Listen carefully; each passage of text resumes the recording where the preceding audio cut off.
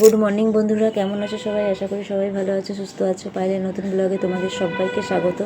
তো দেখো, তারাপীঠ গিয়েছিলাম। কিছুটা ভিডিও দিতে পেরেছিলাম আর কিছুটা দিতে পারিনি, অনেক বড় ভিডিও, যেহেতু আমি অনেক জায়গায় গিয়েছিলাম বেড়াতে। তো আজকেও এই ভিডিওটার মধ্যে পুরো দিতে পারবো না, পরের শনিবার হয়তো প্রিমিয়ারে দিয়ে দেবো বাদবাকি যেটা আছে। আর এই যে লাইন দিয়ে দেখো, লাইন দিয়ে পুজোর এখানে দাঁড়িয়ে গেছি। অনেকক্ষণ দাঁড়ানোর পর, প্রায় 2 ঘন্টা দাঁড়ানোর পর মায়ের মন্দিরে গিয়ে পুজো দিতে পেরেছি। 2 ঘন্টা মনে হয় নয়। তো যাই হোক, পুজো দিতে পেরেছি, খুব ভালোভাবেই পুজো দিয়েছি। আর জায়গাটা সত্যিই খুব ভালো লেগেছে। আমি জাস্ট এই প্রথম গেলাম তারাপীঠে। আগেও তারাপীঠের ওখানে একটা বিয়েবাড়ি ছিল, ওখানে গেছি, কিন্তু মানে মায়ের কাছে যাওয়া হয়নি। আর আমাদের সঙ্গে যারা ছিল, এই যে তারা, এই দুজন, ওনারাও যাচ্ছে, ওনার পেছনে আমি ছিলাম, ওদেরকেও ভিডিও করছিলাম। সত্যি ফ্যামিলিটার সঙ্গে আমরা খুব ভালোভাবে মিশে গেছিলাম। আর সত্যি ওরা খুব ভালো মানুষ ছিল। মানুষকে দেখলে বোঝা যায়, আর মানুষের সাথে মিশলেও বোঝা যায় যে কে কীরকম মানুষ হতে পারে। তো আমাদের সত্যি খুব ভালো মিশে গেছিলাম। আর তোমাদের দাদাভাই তো খুব মিশুকি, ও মিশতে পারে।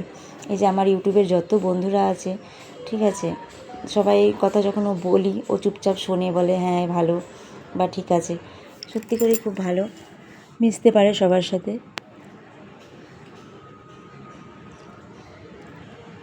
এই দেখো লাইন, প্রচণ্ড লাইন, ঠিক আছে। এমনি আজকেই আমরা গিয়েছিলাম, মানে সেই দিনই গেছিলাম, সেই দিনই পুজো দিয়েছিলাম। সকাল থেকে মাথাটা প্রচুর যন্ত্রণা করছিলো, যেহেতু রোদটা লেগেছিলো।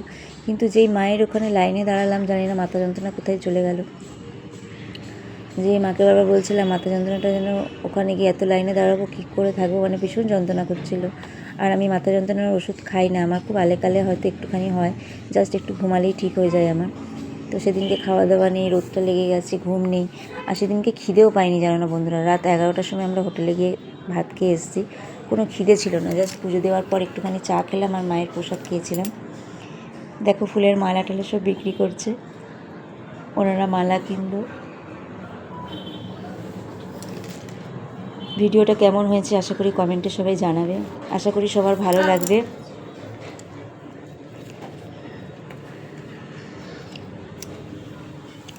যাই হোক, ওখান থেকে ওনারা সব জিনিসপত্র কিনলো, দিয়ে দেখো মায়ের মন্দিরে যাচ্ছি ভেতরে। তারপরে ফোনটা নিয়ে নিয়েছিল, এখানেই একটু গিয়েই ফোনটা নিয়ে নেবে, যেহেতু মাকে মানে ফটো তোলা যাবে না। তারপরে পুজো দেওয়ার পর এখান থেকে ফোনটা নিয়ে গিয়ে আবার ভেতরে, মানে যে সন্ধ্যা আরতি হচ্ছে ওইগুলো একটুখানি জাস্ট করতে পেরেছি। একটু পরেই ফোনটা নিয়ে নেবে বন্ধুরা, দেখতে থাকবে। এই দেখো, ওটা সন্ধেবেলায় আমরা সবাই বসে আছি মায়ের আরতি দেখবো বলে। প্রচণ্ড ভিড়, যার জন্য ওপরে আবার টিভি আছে, ওই টিভির মধ্যে আর কি দেখেছি। তার মধ্যে এখানে আবার মারপিটও লেগে গেছিলো একটা মেয়ের সাথে, 2 মেয়ের সাথে। ভিড়ে ঠেলাঠেলির জন্য কী মারপিট বলবো বন্ধুরা, ওই দেখবো না বাচ্চা আমার মেয়েকে সামলাবো। এই যে এই মেয়েটা, ওর নাম সুস্মিতা, এই যে আমার মেয়ে। আর আমার মেয়ে ওদের সাথে খুব মিশে গেছিলো। আর আমার মেয়ে সত্যি বলতে নেই খুব মিশুকি, ও যেখানেই যায় মিশে যায়, এটা নিয়ে কোনো প্রবলেম নেই। আর মানে আমরা যাদের কাছে আমরা মানে একসাথে ছিলাম, ওরাও বলছিলো যে সত্যি তোমার মেয়ে খুব মিশুকি, যায় তুমি মিশতে পারে। এক একটা বাচ্চা দেখবে মিশবে না, সেই মা বাবার কাছেই বসে থাকবে। আমার মেয়ে সেটা না, ওদের ঘরেই সবসময় থাকতো। ওরা আবার আমাদের ঘরে আমার মেয়েটা যদি আমার ঘরে থাকতো, ওরা আবার নিয়ে যেত, যে এই চল আমাদের ঘরে চল। দেখো এই ওখান থেকে শ্মশান টশান ঘুরে এসে একদম রুমে ফেরার সময় দেখো চা, এই বোনটা খুব সুন্দর চা বানালো। এই দেখো বৃষ্টি পড়ছে, বিদ্যুৎ চমকাচ্ছে। জাস্ট মেলা ঘুরতে পারিনি, একটুখানি এখান থেকে চা খেয়ে ঘরে গেলাম, দিয়ে একদম 10টা নাগাদ সেই বৃষ্টিতে ভিজেই আবার আমরা বেরিয়েছি ওই তোমার হোটেলে খাওয়ার জন্য। তাও ওনারা বেরোয়নি, ওনাদের শরীর খারাপ, বললাম না, ওই যে একটা দাদার আগের ভিডিওতে বলেছিলাম ওনার শরীর খারাপ হয়ে গেছিলো। উনি এখন ঘরে গিয়ে দেখবো যে উনি অনেক মানে বমি করছে, বাড়াবাড়ি হয়ে গেছে। দিয়ে তোমার দাদাভাইকে বললাম যে ওনাকে নিয়ে যাও, তারপর তোমার দাদাভাই গিয়েছিল।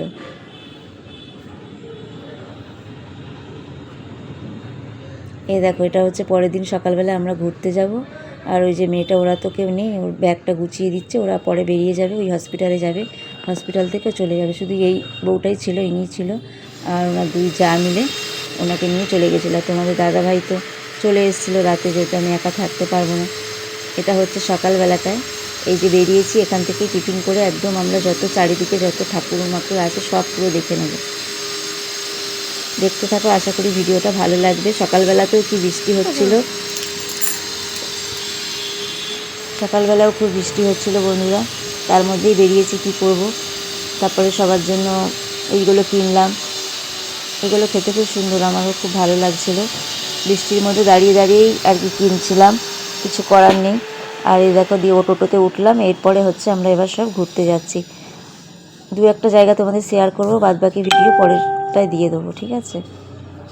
নাহলে ভিডিওটা অনেক বড় হয়ে যেত, তাই পুরো ভিডিওটা দিলাম না। দেখো, তাও যখন আমরা ঘুরতে বেরিয়েছি ওইখানে গিয়ে দেখছি বৃষ্টি একদমই কমে গেছে।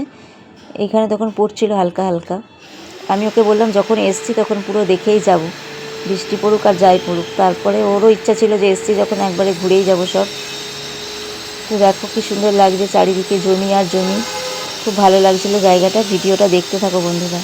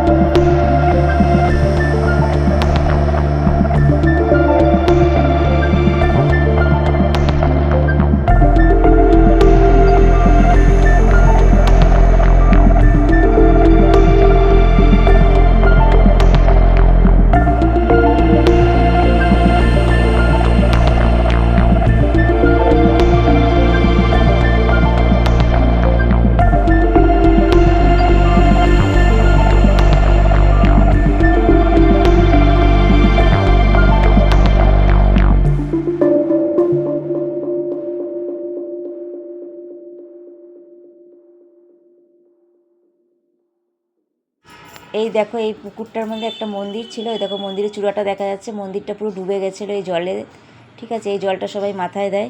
আর এই দেখো, এগুলো বেশিরভাগ গ্রামেই দেখা যায়। তো এখানে যাচ্ছি আর একটা জায়গায়। এখানে কি বেশ জায়গাটা ছিল, কি যেন বেশ জায়গাটা আমি ভুলে যাচ্ছি। তো ভিডিওটা এখানেই শেষ করে দিচ্ছি, পরের ব্লগে দেখা হবে। সবাই থাকো, দেখতে থাকো। আর মাটির ভাঁড়ের চা বন্ধুরা এত সুন্দর টেস্টি, কি বলবো তোমাদেরকে। এই যে পুরো মাটির ভাঁড়ে চাটা করেছিল, দারুণ লেগেছিল খেতে, খুব ভালো লাগছিল। চাটা খেয়ে একটুখানি ঘুরলাম। এই দেখো, এই একটা মন্দির, খুব ভালো লাগলো। প্রত্যেকটা জায়গায় খুব সুন্দর। চলো ভিডিওটা এখানে শেষ করলাম। সবাই ভালো থেকো, সুস্থ থেকো, টাটা সবাইকে।